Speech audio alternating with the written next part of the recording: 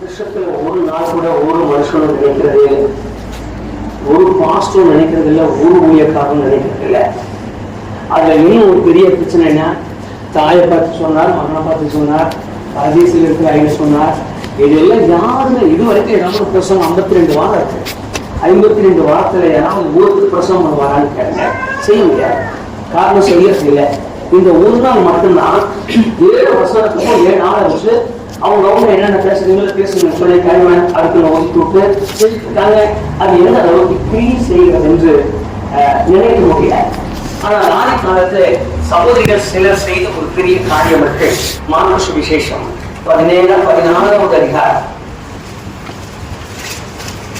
40வது வசனத்தை வாசிக்கலாம். தூரத்திலிருந்து பார்த்து கொண்டிருந்தார்கள். அவர் கன்னிகையாக இருந்தபோது அவருக்கு பின் சென்று ஊழியம் செய்து வந்த மகனேல மரியாதை, அவருக்கு ஊழியம் செய்து வந்த அவர் மகனேல மரியாதை, சின்ன யாக்கோபுக்கும் யோசேப்புக்கும் தாயாகிய மரியாளும் சலோமா என்பவரும் அவர்களுடன் கூட எருசலேமுக்கு வந்திருந்த வேறு அநேக ஸ்திரீகளும் அவர்களோடு இருந்தார்கள். அப்படியே மனசுல விஷயமையோ மனசு விசேஷம் 19வது அதிகாரம் 25வது வசனம். இயேசுவின் சிலுவையின் அருகே அவருடைய தாயும் அவருடைய தாயின் சகோதரி கிளையோப்பா மரியாளும் மரியாளும் நின்று கொண்டிருந்தார்கள். ஸ்தோத்திரம். ஆதிகாலங்கள் சிலுவையில் அறையப்பட்டிருக்கிற ஒரு சம்பவத்தை தாங்கள் நினைக்கும் பொழுது அவைகளை தியானிக்க வேண்டும் என்கிற எண்ணம் அவர்களுக்குள் வந்தவுடன் தூரமா போய் உட்கார்ல, சிலுவைக்கு அருகிலே போய் நின்று பார்த்து கொண்டிருந்தார்கள். என்ன சம்பவிக்கிறது, என்ன மாதிரி அழகார், என்ன மாதிரி துடிக்கிறார், இதையெல்லாம் உற்று கவனிக்கிறதுக்காக சிலுவைக்கு அருகிலே போய் நின்று கொண்டிருந்தார்கள். நீங்க இந்த 2 சம்பவத்துக்கும் அப்படி கொஞ்சம் கவனிங்க. நான் 2 காரியத்தை சொல்லிட்டு நான் இந்த சிலுவையினுடைய காரியத்துக்கு நம்ம முழுமையா போயிடலாம். நம்ம இன்னைக்கு இந்த சிலுவையின் காரியத்திற்காக ஜெபிக்க வந்திருக்கிறோம். கர்த்தருக்கு மகிமையாக ஆகட்டும். பேதுரு இயேசுவை பிடித்த உடனே பேதுரு, யோவான் அவரோட கூட இருந்த சீசர்கள் எல்லாம் ஓட்டமா ஓடிச்சாங்க. அதுல பேதுரு ஓடுறதுக்கு ஒரு காரணம் என்னன்னா, அவரை பிடிச்ச உடனே தான் கையில வந்த கத்தியை உருவி ஒருத்தரை வெட்டிட்டார். வெட்டனை வெட்டு அவன் மேல விழுகாம காதல் வந்துச்சு, காதோட போயிடுச்சு. இந்த காதோட வெட்டினதுனால அப்பவே அவர் சுகம் கொடுத்தாலும் அங்க இருக்கிற ஆளெல்லாம் வெட்டுன ஆளையும் உடையாம பார்த்துட்டாங்க. இந்த அடையாளத்தினால பேருதான் முடிச்சாதான் உடைக்க முடியுங்கிற ஒரு வெறி உணர்வு அவர்களுக்கு இருக்கிறதுனால அவரை பிடிச்சி வெளியில கொண்டு போகும்போது இவங்க எல்லாமே தூரமா தான் நடக்க ஆரம்பிச்சாங்க. அதுல பேருவை குறிச்சு வேதத்துல இருக்கிறது, அவரை பிடிச்சு கொண்டு போகும்போது பேரு தூரத்துல பின் சென்றார் அப்படிங்கிறது. அதே சமயத்துல மரியாளும் மரியாளோடு கூட இருக்கிற இந்த பெண் கும்பல், இந்த கூட்டம் சிலுவைக்கு அருகே நின்று அவரை பார்த்து கொண்டிருக்கிறார்கள். இந்த 2 காரியத்தும் கொஞ்சம் வித்தியாசத்தை கவனிங்க.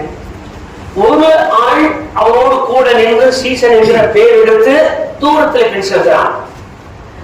அதுல சீசன்கிற பேருக்கு இல்லாம ஊழியம் செய்கிற ஆசையோடு கூட அவரை ரொம்ப நேசித்த பிள்ளைகள் தூரம் போகல, அருகே போய் நின்று அவரை உற்று பார்த்து கொண்டிருக்கிறார்கள். என்ன சம்பவம், அந்த 2 கொஞ்சம் ஒரு சின்ன சிந்தனைக்கு மனதுக்குள்ள கொண்டு வர. இந்த 2 சம்பவத்துக்கு பின்பு பக்கத்துல நின்று அழுது கொண்டிருந்த மரியாளுக்கு அவர் சொல்றாரு, உன்னை நான் அனாதைய விடல, உனக்கு ஒரு மகன் நான் ஏற்பட்டேன் சொல்லி.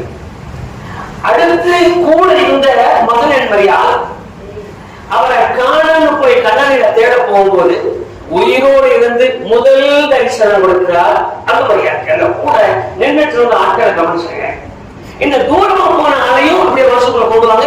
இப்ப நம்ம அந்த பிரசங்கத்துக்கு போல அந்த நினைவுக்கு கொண்டு வாங்க.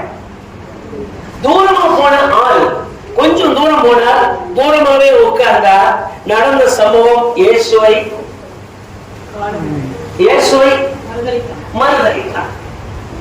மறுதளித்தார். எனக்கு அவர் தெரியாது. அதுவும் என்னன்னா, அவரை கண்டபடி திட்டி, என்ன திட்டிருக்கா, நாசமா போனவன், ஆகாதவன், உதவாதவன், அவர் சபிக்கிறான்னு இருக்கு. சபிக்கவும் சத்தியமானவும் தொடங்கினான். இதனுடைய முடிவு என்னன்னா, பேதுரு முந்தி கல்லறைக்கு ஓடி இறங்குறார். கேட்டார், ஓட்டமா ஓடி கல்லறைக்குள்ள இறங்கி அவர் இருக்கிறாரு தேட முதல் தரிசனம் பேதுருவுக்கு தரல. எதனால நடந்தது ஒரு சின்ன சமயம், இதனாலதான் இருக்காருங்க. அது அப்படியே கொஞ்சம் மனசு கொண்டு வந்து அருகிலே இருந்து பார்த்தவனுக்கும் தூரத்தில் இருந்து பார்த்தவனுக்கும் ரெண்டு வித்தியாசம் இருக்கு. இந்த ரெண்டு வித்தியாசத்துடைய மேன்மையை இன்றைக்கு நாம் இந்த சிலுவையை தியானிக்க வந்திருக்கிறோம். தூரத்தில் நின்று வேண்டாம், கர்த்தருக்கு மகிமையுண்டாகட்டும். நான் அருகிலே வந்து நின்று அந்த சிலுவையை நோக்கி பார்க்கலாம். அதற்குள் இருக்கிற ஆழ்ந்த ரகசியங்கள், அவர் செய்தவைகளை நாம் அனுபவிக்கும்படி செய்தார். தீர்த்தார்கள் நீங்க எந்த விதவசம் எடுத்தாலும் சுமந்து தீர்த்தா, சுமந்து தீர்த்தார். அக்கிரமத்தை சுமந்து தீர்த்தார், பாவத்தை சுமந்து தீர்த்தார், சாபத்தை தீர்த்தார். அவர் தீர்த்து வைத்தவர்கள் திரும்ப எதையும் கோபத்தையும் தொடர தொடங்கியுள்ளதா, அதில் நான் இருக்கிறேன் என்கிற ஒரு ஆழ்ந்த சிந்தையோடு கூட கர்த்தர் நம்முடைய இடைப்படத்தை எல்லாருமே கண்களை மூடி எங்களோடு கூட கொஞ்ச நேரம் நீங்க இடைப்படும். ஆண்டவரே சுமந்து தீர்த்தீர் என்று சொல்கிற வார்த்தைகளை நாங்கள் நினைக்கின்ற 7 வசனமாக இவர்களுக்கு மன்னியும் பரதேசில் இருப்பாய், அதற்கெல்லாம் நாங்க தியானமும் அதற்கெல்லாம் வியாக்கியானமும் பண்ண எங்களால் முடியாதையா. அதுக்காக நாங்கள் இருக்க கூடாமல் நாங்கள் சிலுவைக்கு இருக்கிறோம். சிலுவையில் சொன்ன வார்த்தைகள் தூரத்தில் இருந்து நாங்கள் சிந்தியாமல் சிலுவைக்கு அருகிலே நின்று நாங்கள் உற்சவமை பார்க்கிறோம். உங்கள் முகத்தை பார்க்க, உங்கள் முன்மொழியை பார்க்க, அன்றைய காயங்களை பார்க்க, உன்னுடைய விழாவை பார்க்க, உன்னுடைய கைகளை காண நாங்கள் வந்து நிற்கிறோம். எங்கள் கண்களுக்கு முன்பு அவைகள் காணப்படட்டும். அவங்க எல்லாரும் நல்ல வாய் திறந்து சொல்லுவாங்க, என் கண்களை திறந்தரும் ஆண்டவரே சொல்ல, என் கண்களை திறந்தரும். நான் இன்றைக்கு அந்த காயத்தை பார்க்கும்படி என் கண்களை திறந்தரும். நாங்கள் இந்த ஜெபங்களை முடிப்பதற்கு முன்பு மெய்யாய் தரிசிக்கும்படியாக, உண்மையாய் தரிசிக்கும்படியாக, காயங்கள் ரத்த சொட்டுகளை நாங்கள் பார்க்கும்படியாக, ஒருவரின் கிரீட அழுத்தத்தை நாங்கள் பார்க்கும்படியாக எனக்கு மனம் வேண்டும் என்று சொல்லலாம். கர்த்தருக்கு ஸ்தோத்திரம் உண்டாகட்டும். எங்களுக்கு மனம் வேண்டும் ஆண்டவரே. வாய் திறந்து சொல்லுங்க, நல்ல வாய் திறந்து ஒரே ஒரு சின்ன வார்த்தை சொல்லி ஜெபிக்க தொடங்குவோம். கர்த்தருக்கு மகிமை உண்டாகட்டும், கர்த்தருக்கு மகிமை உண்டாகட்டும். எப்பொழுது போல எங்களுக்கு வேண்டாம், வழக்கம் போல எங்களுக்கு வேண்டாம், மாமூல் எங்களுக்கு வேண்டாம், சபையினுடைய ஒழுங்கு என்பது எங்களுக்கு வேண்டாம். ஆண்டவரே இதுதான் கிறிஸ்தவ காரியம், இப்படிதான் இருக்கு, இப்படிதான் இருக்கு, அந்த பழக்க வழக்கம் எங்களுக்கு வேண்டாம். நாங்கள் புதுமையாக நேசிக்கிறோம்ப்பா, உங்களிடத்தில் ஒரு ஒன்றை நாங்கள் விடக்கூடாது, நாங்கள் அனுபவிக்கணும் கேட்போம். கர்த்தருக்கு மகிமை உண்டாகட்டும். ஹல்லேலூயா, ஹல்லேலூயா. ஆமென். ஆண்டவரே நன்றியோடு துதிக்கிறோம், நன்றியோடு துதிக்கிறோம், நன்றியோடு துதிக்கிறோம், துதிக்கிறோம், ஸ்தோத்திரிக்கிறோம், ஸ்தோத்திரிக்கிறோம் ஆண்டவரே, ஸ்தோத்திரிக்கிறோம் ஆண்டவரே. ஹல்லேலூயா, ஹல்லேலூயா. நன்றி, நன்றி ஆண்டவரே, நன்றியோடு துதிக்கிறோம். எங்கள் கண்களை திறந்தருளும், எங்கள் மனதை திறந்தருளும், எங்கள் உள்ளத்தை திறந்தருளும். ஒரு நாளும் மகிமைப்பட முடியும். எங்களோடு கூட கொஞ்ச நேரம் இடைப்படும், எங்களோடு கொஞ்ச நேரம் இடைப்படும். நல்ல வார்த்தைகளை நிரப்பும். எங்கள் ஆத்மாக்கள் அறியும்படி நாங்கள் உணரும்படி என்று எங்களுக்கு ஒரு பெரிய விடுதலை உண்டாகுங்கள். ஆகவே கர்த்தருக்கு ஸ்தோத்திரம் உண்டாகட்டும். எங்களில் ஒரு பெரிய மாற்றத்தோடு நாங்கள் போக வேண்டியா, எங்கள் உள்ளத்தில் ஒரு பெரிய மாற்றத்தை அனுபவித்தவர்களாய் கண்டவர்களா நாங்கள் திரும்பத்தக்க கிருபை எங்களுக்கு தாரோம். கர்த்தருக்கு ஸ்தோத்திரம் உண்டாகட்டும். உங்களுடைய கிருபையினால் எங்களை மூடி மறைத்து உங்களுடைய வேத ரகசியங்களை எங்களுக்கு சொல்லித்தார். இயேசு கிறிஸ்துவின் நாமத்தில் ஜெபிக்கிறோம். ஆமென். ஆமென். கர்த்தருக்கு ஸ்தோத்திரம். நான் சில காரியங்களை 1, 2, 3 காரியங்களை நான் உங்களுக்கு சொல்லி நம்ம எல்லாரும் அந்த காரியத்திற்காக ஊக்கமா ஜெபித்து குறிப்பிட்ட நேரத்துக்குள்ளாக முடிக்கலாம். நீங்க பயப்பட வேண்டாம். இந்த சூழ்நிலைகள் சந்தர்ப்பங்கள் நமக்கு தெரியும். இரவு இன்றைக்கு இந்த தியான கூட்டத்தின் ஸ்தோத்திர கூட்டத்தை நம்ம காலையில் நம்ம முடிச்சுக்கலாம். வேதவசனத்தில் இருக்கிற ஒரு வார்த்தையை முதலாவது நாம் கவனிக்கணும். நீங்க வாசிக்கலாம். கலாத்தியரின் புஸ்தகம் 3ஆம் அதிகாரம் 13வது வசனத்தை வாசிக்கலாம். கலாத்தியர் 3:13.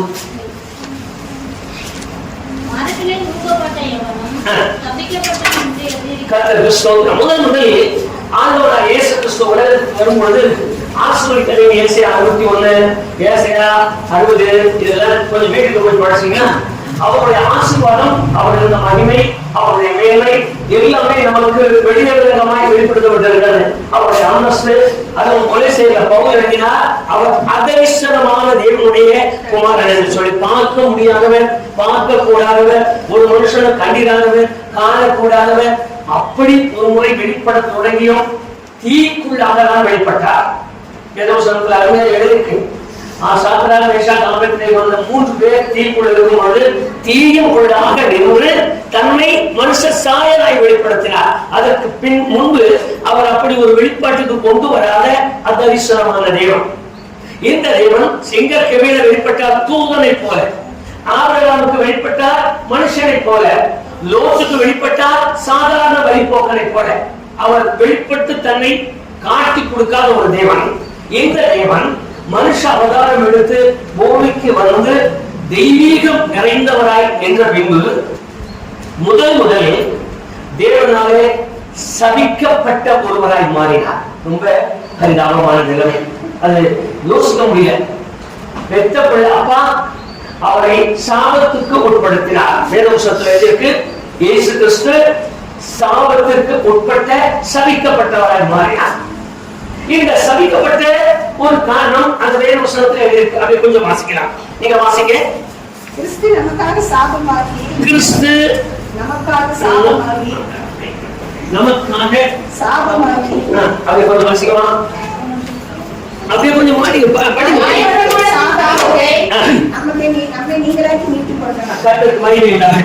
கிறிஸ்து நமக்காக சாபமானார் அப்படிங்கிறதுக்கு ஒரு அருமையான வேதவசனம், சாபமானார். இப்ப தேவன் அவரை சபித்தார், சாபத்துக்கு உட்படுத்தினார். இந்த சாபத்துக்கு உட்படுத்தினதுனால் அவர் மரத்திலே தொங்க வேண்டியவராய் மாறி. அந்த காலத்தினுடைய வழக்கம் நீங்க வாசிக்கலாம். நான் அந்த ஒரு சின்ன சின்ன காரியமா, ரொம்ப வசனம் இல்ல, ஒரு காரியத்துக்கு ஒரு வசனம் நான் சொல்லி உங்களை புரிய வைக்கிறதுக்காக என்னாகும் 18:8 வாசிக்கலாம். என்னாகும் 18:8. இன்னும் கர்த்தர் ஆரோனை நோக்கி, இஸ்ரவேல் புத்திரரை பரிசுத்தப்படுத்துகிறவர்கள் எல்லாம் எனக்கு ஏறெடுத்து படைக்கப்படும் படைப்புகளை காத்துக் கொண்டிருக்கிறீர்களே, அவைகளை உனக்கு கொடுத்தேன். அபிஷேகத்து நிமித்தம் அவைகளை உனக்கும் உன் குமாரருக்கும் நித்திய கட்டளையாக கொடுத்தேன். மகா பரிசுத்தமானவைகளிலே அக்னிக்கு உட்படுத்தப்படாமல் உன்னுடையதா இருப்பது என்னவெனில், அவர்கள் எனக்கு படைக்கும் எல்லா படைப்பும், எல்லா போஜன பலியும், எல்லா பாவ நிவாரண பலியும், எல்லா குற்ற நிவாரண பலியும் உனக்கும் உன் குமாரருக்கும் பரிசுத்தமாய் இருக்கும். அப்படியே 13 வசனத்துக்கு வந்துருங்க. தங்கள் தேசத்தில் முதற்படைந்த பணமே அவர்கள் கர்த்தருக்கு கொண்டு வருவதெல்லாம் உனக்குரியதாகும். உன் வீட்டிலே சுத்தமாய் இருப்பவர்கள் யாவரும் அவைகளை புசிக்கலாம். நீங்க வீட்டுக்கு போய் அந்த வேத வசனத்தை கொஞ்சம் படிச்சுங்க. உபாகமம் 2ஆம் அதிகாரத்துக்கு வந்துருங்க. 23, 24 2 வசனம். கர்த்தர் அவர்களை முன்பாக அறிய பண்ண இவர்கள் அவர்களை துரத்திவிட்டு அவர்கள் இருந்த ஸ்தானத்திலே குடியேறினார்கள்.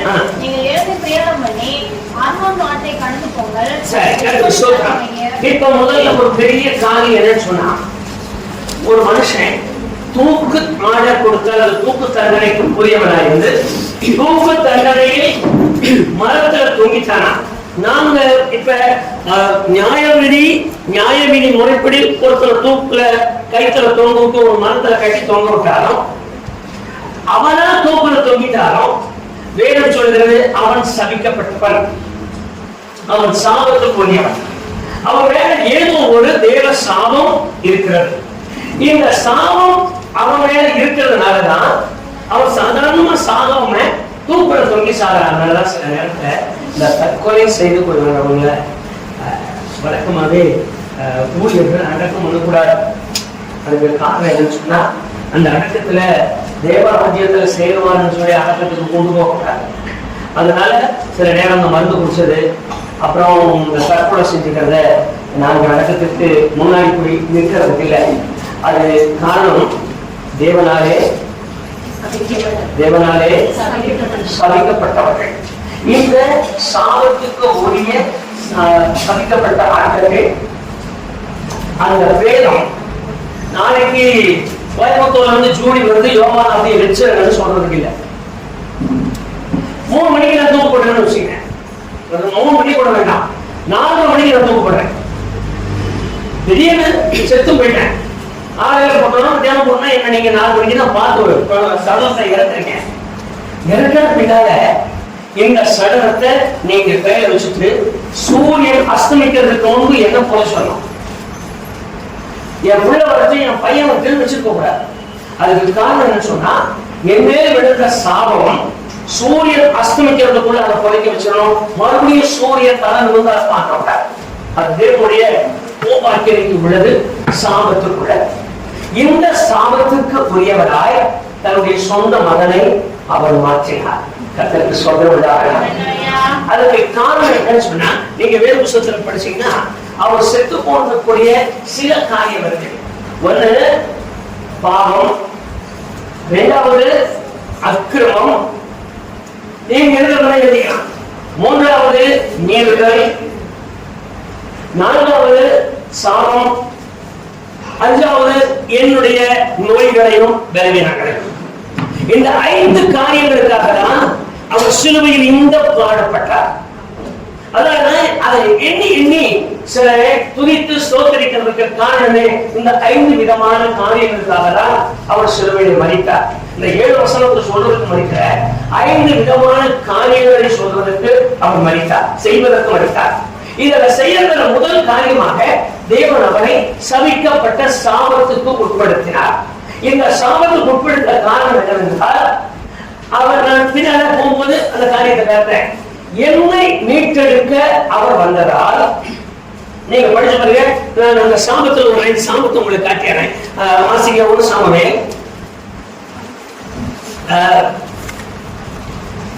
உபாகமம் 7:26 வந்தது. அப்புறம் சாமம் இருக்கலாம்.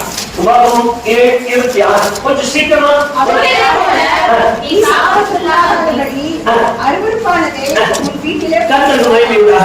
முதல் சாபம் அப்படின்னு சொன்னாலே, இப்ப நம்ம மற்ற காரியத்தை நம்ம விட்டுலாம், இந்த சாபத்துக்கு வந்துடலாம். முதல் சாபம்னு சொன்னாலே, அருவருப்பானது என் வீட்டுக்குள் இருந்தால் அவர்களே நானும் என் பிள்ளைகளும் சபிக்கப்பட்டவர்கள். முதல் சாபத்தை மனசுல கொண்டுவாங்க. அருவருக்கப்பட்டது என்ன? நான் ஒரு சின்ன சம்பவத்தை உங்களுக்கு சொல்றேன். எப்போ ஒரு கறி தொட்ட 2 மிளகா ஒரு எலுமிச்சங்காயை போத்தி விட்டு மனசுடைய கட்டி விட்டமாவே அதுக்கு பேரு கத்தருக்கு சொல்றோம், பூச்சிக்கிட்டீங்க போறாங்க. அப்புறம் இப்ப புதுசா பண்ணிட்டாங்க. ஒரு தொட்டாமுச்சி தேங்காயில வேறெல்லாம் மஞ்சள் தண்ணீரை நினைச்ச நூலை சுத்தி விட்டு அதுல 2 வெங்காயங்களை கட்டி அதுக்கு மேல 2 புள்ளியெல்லாம் போட்டு வித்துட்டே போவாங்க. நம்ம விசுவாசிகள் வாங்கியும் வீட்டுல வச்சிருக்கோம். அருவருக்கப்பட்டது அப்படின்னு சொல்ல நான் கேட்கிறேன். நான் ஒண்ணு மறந்துடாதீங்க. ஊசணிக்காயில பொம்மையை போட்டு ஒரு மீசையும் 2 கண்ணையும் ஒரு 2 வாயமும் வச்சுக்கினா கூடாது. அருவருப்பானது. இந்த சபிக்கப்பட்ட பொருள் என் வீட்டுக்குள்ள இருக்கிறதுனால நான் சாபத்துக்கு உள்ளான. நீங்க வேற வருஷத்துல படிக்க, நான் இன்னும் சின்னதா காட்டுறேன், ரொம்ப நேரம் எடுக்கல, நான் சின்னதா உங்களுக்கு காட்டுறேன். அப்படியே 11ஆம் அதிகாரம் 20ஆம் வருஷத்துக்கு வந்துடுறேன். உபாகமம் 11 கொஞ்சம் சீக்கிரமா படிச்சீங்கன்னா நீங்கள் வீட்டில் உட்கார்ந்திருக்கும்போது உபாகமம் 11ஆம் அதிகாரம் உபாகமம் 11ஆம் அதிகாரம் 26ஆம் வருஷம். இதோ இன்று நான் உங்களுக்கு முன்பாக ஆசீர்வாதத்தின் சாபத்தையும் வைக்கிறேன். இன்று நான் உங்களுக்கு கற்பிக்கிற உங்கள் தேவனாகிய கர்த்தரின் கற்பனைகளுக்கு கீழ்ப்படியா. நானே சொல்றேன். இப்ப ஒன்று அனுமதிக்கப்பட்ட வீட்டுக்குள்ள இருந்தா அது சாபம். 2வது அவருடைய வார்த்தைக்கு நான் கீழ்ப்படியாமல் நடந்தால் அது சாபம். நீங்க அதாவது என்ன பாவம் நான் செஞ்சுட்டேன், என்ன தப்பு நான் பண்ணிட்டு ஊழல் தப்பு கொலை பண்ணா, கொள்ளை அடிச்சனா, மத்தவங்க மாதிரி ஏதாவது நான் பண்ணிட்டேன்னா, நான் என்ன தப்பு பண்ணிட்டேன், நான் அப்படி கேள்வி கேட்கிறேன். ஆனால் என்னுடைய சாபம் நான் அவருக்கு கீழ்ப்படியாதனால உருவாகிறேன். நான் அவருக்கு நான் மட்டும் கீழ்ப்படியல, எங்க அப்பாவும் கீழ்ப்படியல, எங்க மூதாதையும் அவனை தெரியாது கீழ்ப்படியல. இப்பதான் கொஞ்சம் ஒண்ணு கீழ்ப்படிஞ்சு வரோம். அப்பவும் சரியா கீழ்ப்படியல. அப்போ வசனத்துக்கு கீழ்ப்படியல, என் மனசுக்கு தான் கீழ்ப்படிய. என் மனசாட்சி ஏதாவது ஒன்று சொன்னா அதுக்கு நான் கீழ்ப்படியல, என்னுடைய வேதத்துக்கு நான் கீழ்ப்படியல. இந்த கீழ்ப்படியாமை எனக்கு கர்த்தர் சொல்றோம். நம்ம இன்னொரு சமயத்துக்கு நம்ம வேறுபாடு போது அதை வழிமுறையா பார்க்கலாம். நான் இப்ப இந்த சிலுவைக்கு வந்ததுக்கு மட்டும் 1-2 உங்களுக்கு காமிச்சிடுறேன். நீங்க வாசிக்கலாம். 30ஆம் அதிகாரம் 19ஆம் வசனம். உபாகமத்திலே வந்துருங்க. நான் சாபத்தை சொல்லிட்டு அவரை போடலாம். 30 19. ஆமா. ஜீவனையும் மரணத்தையும் சாபத்தை உனக்கு முன்னால வச்சுட்டேன். சாட்சியாக வச்சுட்டேன். சரி போனது. அதாவது நானே சொல்லிடுறேன். நீங்க வீட்டுக்கு போய் படிச்சிருக்கேன். இப்ப உங்களுக்கு முன்னால சாபமும் இருக்கு, ஆசீர்வாதம் இருக்கு. இந்த சாபத்தையும் ஆசீர்வாதத்தையும் நீங்க தெரிஞ்சுக்கன்னு சொல்லிட்டு போயிட்டார். நான் இப்ப சாபத்தை தெரிஞ்சிருக்கேன்னா ஆசீர்வாதத்தை தெரிஞ்சிருக்கான்னு நல்லா முடிவு. நான் தெரிந்து கொண்டது ஆசீர்வாதம் இல்ல, நான் ரொம்ப தெரிந்து கொள்ளுகிறது சாபம். சாபத்துல எல்லாமே இருக்கு, ஆசீர்வாதத்துல எல்லாம் இல்லை. என்ன இருக்குன்னு கேட்காதீங்க. சாபத்துக்குள்ள என் மனதும் என் மாம்சமும் விரும்புகிறது எல்லாம் உள்ள இருக்கு. ஆசீர்வாதத்துக்குள்ள என் மனதும் மாம்சமும் விரும்புறது இல்ல. அதனால நான் எதை தெரிந்து கொள்கிறேன்? சாபத்தை தெரிஞ்சுக்கிறேன். நானே தெரிஞ்சுக்கிட்டேன். நான் விரும்புகிற ஆசீர்வாதம், நான் விரும்புகிற விருப்பம் ஆசீர்வாதத்துக்குள்ள இல்ல. ஆசீர்வாதம் சொல்றது கைகால அடைப்பு ஒழுக்கமா கூடாது. ஆசீர்வாதம் சொல்றது இப்படித்தான் வாழணும். ஆசீர்வாதம் சொல்றது இப்படிதான் நடக்கணும். ஆசீர்வாதம் சொல்றது இப்படிதான் உங்களுக்கு விதிமுறை. ஆனா என் மனசு சொல்றது அதுல போனா முடியுமா? அவங்களுக்கு எப்படி நினைப்பாங்க, இவங்க எப்படி நினைப்பாங்க? நானே விரும்பி எடுக்கிற சாபம். நானே விருப்பத்தோட வாங்கிக்கிறேன். நானே விருப்பத்தோட செஞ்சுக்கிறேன். வழக்கமா நம்ம ஒரு சின்ன காரியத்தை எடுத்தால் அந்த சந்தர்ப்பம், அந்த நேரம், காலம் நம்ம வாயிலிருந்தே வந்தது. இது நானே விரும்பி எடுக்கிற சுத்திரம். நல்லது பண்ணிங்க.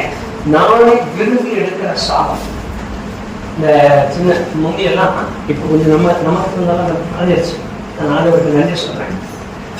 முந்தி கண் முடிஞ்சவங்க ஜோதி பைபிளை திறந்து கண்ணை மூடிக்கிட்டு இருப்பாங்க.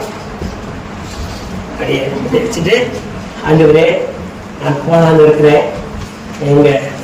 எங்க அவனுக்காக ஒரு பொண்ணு பார்க்க போலான்னு இருக்கேன். போகட்டுமா வேண்டாமா? போலானா போன சொல்லு, வேண்டாம்னா வேண்டாம்னு சொல்லு. பைபிளை திறந்து கண் நோக்கி இப்படி தொடுவோம். நான் தொட்டோம். அந்த வசனத்துல சொல்றேன், போ கர்த்தர் உங்களோட கூட இருக்கு. நம்ம போயிடும். அதே சமயத்துல பொண்ணும் வீடு ரொம்ப பிடிச்சு போச்சு. வசனம் சொல்லும் போக வேண்டாம். அவர் சொல்றாரு, ஏழுக்கும் போய் உங்களுக்கு பொண்ணு போச்சு இந்த விஷயம் எங்களுக்கு சாவு வருது. ஏழுக்கும் போய் பார்த்துட்டு கூட வேண்டாம்னு சொல்லிடலாம். இப்ப யார் விரும்பி தேடுறது? ஆமா, நீங்க வாசிங்க. நான் இன்னொரு காரியத்தை உங்களுக்கு காமிச்சறேன். 1 சாமுவேல் 3ஆம் அதிகாரம் 13ஆம் வசனம். அந்த சாபத்துக்காக ஏன் அவர் சாபம் ஆகிட்டார்? அவர் குமாரன் தங்கள் மேல் சாபத்தை வரப்பண்ணினார். யார் பண்ணிட்டாரு? இது பாஸ்டர் போட சாபமா, அப்பா அம்மா போட சாபமா, அம்மா போட சாபமா, அசோக் யார் போட சாபம் அப்படி சொல்லுங்க பார்க்கலாம். அந்த குமாரன் அவங்களே குமார்த்திகள் அவங்களே சாபத்தை வரவச்சுட்டாங்க. அவன் முஸ்லீம்னே தெரியுது. அவங்களோட நம்மளை சேர்த்துவாங்கன்னே தெரியுது. அவன் வழக்கப்படி நமக்கு விருத்த சேதனம் பண்ணிடுவானே தெரியுது. ஆனா நான் அதனால வாழ்ந்தவர் முன்னோடு இல்லைன்னா எனக்கு வாழ்க்கை வேண்டாம். அவங்க அப்பா சொல்றாரு, பில்ல விரும்பிடுச்சு கட்டி வை. யார் தேடுற சாபம்? ஐயோ ரொம்ப பாவமா இருக்கு. வேதவசனத்தை படிச்சாலே அந்த அனுபவங்கள் எல்லாம் தெரியுது. யார் எப்ப தேடிக்கிட்டான்னு சொல்லுங்க. பசங்க யாரு? பையனுடைய அப்பா யாரு? நல்ல கொஞ்சம் வயக்காங்க. நான் உங்களுக்கு சொன்ன மாதிரி என் கனிம முடிச்சிருவேன். பசங்களுடைய அப்பா யாரு? இல்ல, நல்ல பெருசா சொல்லுங்க. ரொம்ப பெருசு உத்தியோகம், பெரிய உத்தியோகம். 12 கோத்திரங்களுக்கு நியாயம் சொல்ற ஆசாரியன். ஆசாரியன் அவர்தான் கர்த்தருடைய அழைப்புக்குள்ளே நுழையணும். பையனுக்கு அப்பா யாரு? பிரதான ஆசாரியன். பசங்க யாரு? பசங்க யாரு? பிரசங்கமார்கள். பசங்க தான் வெளியே சேர்த்தவங்க. பசங்க தான் எல்லா காணிக்கையும் வாங்கி என்றவங்க. பசங்க தான் எல்லா காரியம் செய்யறவங்க. அப்பன் பெரிய பாஸ்டர், பசங்க சின்ன சின்ன பாஸ்டருங்க. இவங்க கட்டிக்கிட்ட இவங்க சம்பாதிச்சது எப்படி அது முடியும்? இந்த முடிய காரணம் அப்படி செய்வாங்களா? அதனால நீங்களும் நானும் இந்த மாசமே கவனிச்சுட்டு வரோம். நம்ம யோசிக்கிறதுலே அதுதான் அவ்வளவுதான் அதனால பசங்க கத்தோடைய மனுஷன் ஐயோ நான் நினைக்கிறேன். ஆனா எங்க வேதத்துல இருக்கு நான் வாங்கிக்கிற சாபம் உங்களுக்கு தெரியல, வாங்கி அவங்களே வாங்கிட்டாங்க. ஒரு போதரும் பிள்ளைகளுமே சாபத்தை சம்பாதிக்கிறதானால் சொந்தங்கள் சுவாசியை அவங்க சம்பாதிச்சிருப்பாங்க. நான் இன்னொரு சாபத்தை உங்களுக்கு காட்டுறேன், அதை கொஞ்சம் வாசிங்க. நீதிமொழிகள் 3 அதிகாரம் 33 வருஷம் பாருங்க. நீதிமொழிகள் 3:33 யாருடைய சாபம் இருக்கு? இப்பதான் ரொம்ப கவனிக்கணும். இதெல்லாம் இல்லாம இருக்கு. துன்மார்க்கனா யாரு? துன்மார்க்கனா யாரு? உங்களுக்கு சொல்லணும் ஒரே சொல்றாரு, கர்த்தருடைய கட்டளைக்கு கீழ்ப்படியாத எல்லாருமே துன்மார்க்கன். அவன் வீட்டுக்குள்ள என்ன இருக்கலாம்? சில்வர் பாத்திரம் இருக்கலாம், பெட்டி இருக்கலாம், பீரம் இருக்கலாம். அங்க இருக்கிறது எல்லாம் பாத்தீங்கன்னா விளைவியல்ல ஜப்பான் பொருள் இருக்கலாம், ஸ்வீடன் பொருள் இருக்கலாம். அங்க இருக்கிற ஒண்ணும் கூட ஒரு பொருள் கூட சாதாரண பொருள் இல்லை அப்படின்னு சொல்றதுக்கு இருக்கிற அவங்க அம்மா வந்தாங்க ஊழியக்காரமா. அந்த அம்மா வந்து எல்லாம் நம்மளை பார்த்துட்டு நேரம் அந்த பக்கம் போனாங்க. மேல போயிட்டு கீழே இறங்குறாங்க. என்ன ஊழியக்காரர் அப்படின்னாரு. ஆமா ஏன் அப்படின்னா இருந்துட்டு இருக்கேன். என் வீட்டுக்கு வந்து பாருங்க, ஒண்ணு கூட சாதாரண பொருள் எல்லாம் வெளிநாட்டு பொருள் தான். கர்த்தர் என்னமா சொல்லிச்சிருக்கிறார் உங்களுக்கு எனக்கெல்லாம் உள்நாட்டு பொருள் தான். என் செங்கல் உள்நாட்டு பொருள், மணலும் உள்நாட்டு பொருள், வேற இருக்கிற பொருள் எல்லாம் அங்கே உள்நாட்டு பொருள், வெளிநாட்டு பொருள் இல்லை. வேதவசனத்தை எழுதியிருக்கு. அருமையான இந்த வேத பகுதி என் வீட்டுக்குள்ள இருக்கிறது தெரியமா? இந்த மாதிரி என் வீட்டுல இருக்கிறது உன் வீட்டுல இருக்கிறது அது சொல்லாம கேட்க சொல்லணும்.